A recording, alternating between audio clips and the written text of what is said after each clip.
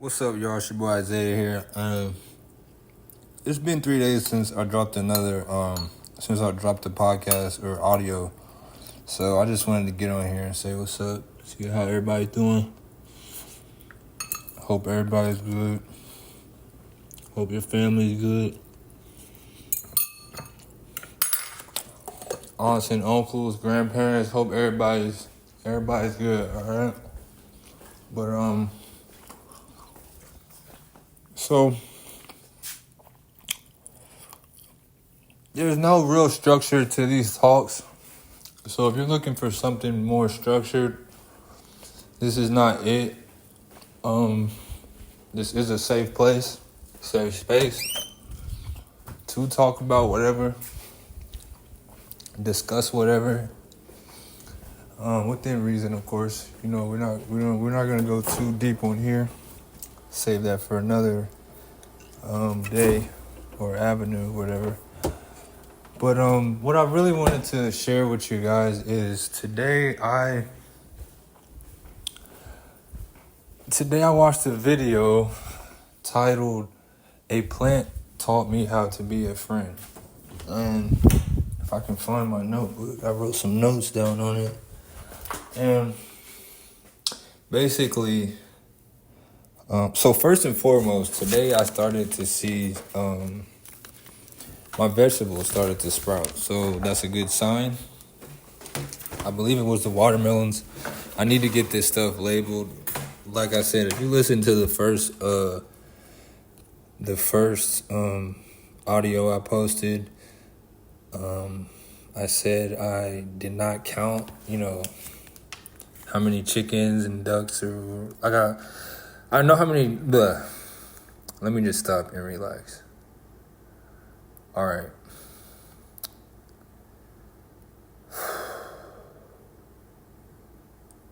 So today I watched a video titled "A Plant Taught Me How to Be a Friend" by the Xerxes Show. Shout out to him. I watched the video. I loved it. I definitely got something from it. And in that video, he says, just because you can't see it doesn't mean it doesn't exist. And I want to say that again. Just because you can't see it yet doesn't mean it doesn't exist. Just because you can't see it yet doesn't mean it doesn't exist. That's powerful.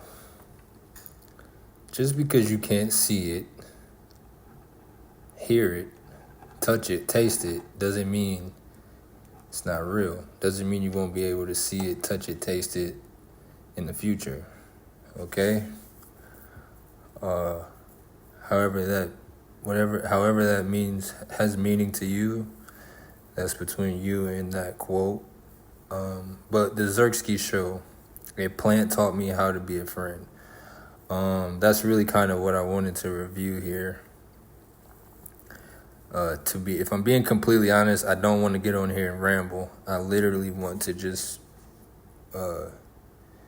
give my feedback on this video because it was amazing to me.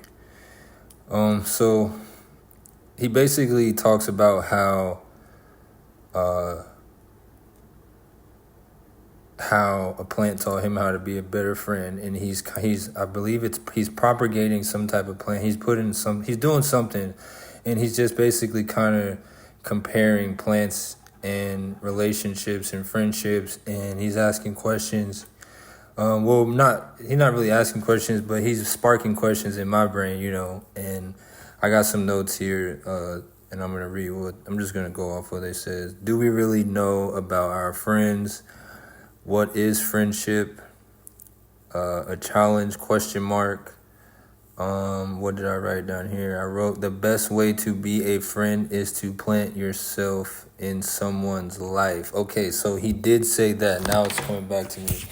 He said something along the lines of how you have to plant yourself.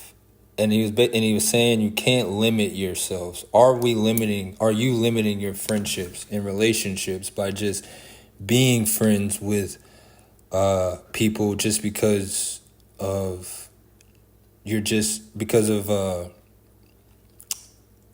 organization, a job, or you just are we just being friends with people solely because we grew up with them, or they have just been, or just because they're there? What are what what is it that what are how do I say this? Yeah, people are gonna think I'm fucking insane or retarded. Sorry, but anyways, what is the real meaning of a friendship? And for me, I I feel like I know I'm the best. If you're anything like me, you know that you're the best friend. Like I don't mean you're the best friend, but you're the best friend because me. Okay, let me slow down again. I feel like I make the perfect friend, and that's because of how I see. Let me stop there because now I'm catching myself. Um, and listen, it's probably gonna be hard to listen to me talk. So if people if you cut this off, or people, I totally get it. But it takes a while to really be able to express yourself, um, just freely, and just because I'm stopping myself, or taking long or pausing, um, doesn't necessarily mean something's, I don't know what I'm talking about. I just know how powerful words are, and I can control my words to a certain degree. So I don't want to just be saying something. Um, I just want my words to be meaningful, because I actually care about other people's mental. So I don't want to be uh, that person just spewing out words, because I know what it's. I have been that. I've been on the other. I've been on both sides of good words and bad words. So yeah, I know. Like I said, I've been on both sides of good and bad words, and I've been the ones saying them, and I've been the ones receiving them, and even if it's not necessarily bad, or not what you think is saying bad words, they just affect. They do so much more, okay, than what we think they do. So I just want to be careful in what I'm saying. So if you can bear with me, then thank you. But I promise I will be. The message will get there. So yeah. Let's get back on track. A plant taught me how to be a friend by the Xerxes Show. Um, what did I write down here? So when we're younger, you know, we don't know what to judge people off, or not judge, but we don't know if someone's gonna be a good friend in the long run. We're young. We don't know how to. Uh, we're just young. Your brain isn't even fully developed yet. But over time, as you mature, you'll start to see, okay, this is who I this is who I really click with. This is who I really relate to. But it takes time. When you're young, you don't know. That's why as you get older, you'll see certain people that you were friends with, or you thought you're friends with. You're gonna realize, hey, we're not friends. And for whatever reason, that's between you and them and God. But one thing that is for sure is that everybody has a unique perspective, and we really can't get caught up in those relationships that don't work out, that do seem stressful. It's okay to let those go. It's okay to cut the vine, and that's one thing. The Xerxes Show, in the video, he was saying you got to be able to be courageous and cut things off of you, or cut yourself and plant yourself, cut pieces of you and plant yourself in other situations, and see what happens. I really love this, what I wrote, and I don't know if you said it or not. I just wrote it down. The best way to be a friend is to plant yourself in someone's life. That really means something to me, because you just have to wait and see, and you don't have to see me. I guess why this video hit me so hard was because I was the type to plant myself in anybody's life, because I know what type of friendship, I know what type of friend I was, I know what type of friend that I was gonna be to them. And it can, as you get older, it can hurt when you start to see that, your energy, your love, your friendship, how you feel, or how you see things is not reciprocated. And that's okay. Be able to be like, yo, we didn't work out. This friendship isn't working out. This relationship isn't working out. Let's go our separate ways. And it's not going in a separate way as like something's bad. It's it's just you realize that the relationship is no longer growing. And that's what you want. You want to see some type of growth, but the thing is, at first you can't see the growth. So that goes back to the what he said. Just because you can't see it doesn't mean it doesn't exist. So this is after there's gonna be a period in your life, and for me it was my late 20s, and now I'm in my early 30s. I'll be 31 this month, and it wasn't until a few years ago that I went through that phase of peeling back the layers of each and every person that I considered a friend. Whether or not they considered me a friend, I had to do the internal work to see what about them was what was it like. Like, I just had to see it was, but for me, it had nothing to do with them. It was more so me. If there's a relationship that I'm not giving energy to, I had to figure out why can't I give this relationship energy, or this friendship the energy. So let me just let me just rewind and come back here. Let me just pause and gather myself. A plant taught me how to be a friend. A plant taught me how to be a friend. You really have to just say things over and over and over again, okay? Words are very, very powerful, all right? Very, very powerful. Trust me, I know. And I know this because I've heard, and this is one thing I want to get, I want to set the tone. Maybe it's too late to set the tone, but the tone is something set. But anyways, I am not a sad, down and out person, all right? I just have this ability to talk about and discuss topics that are hard.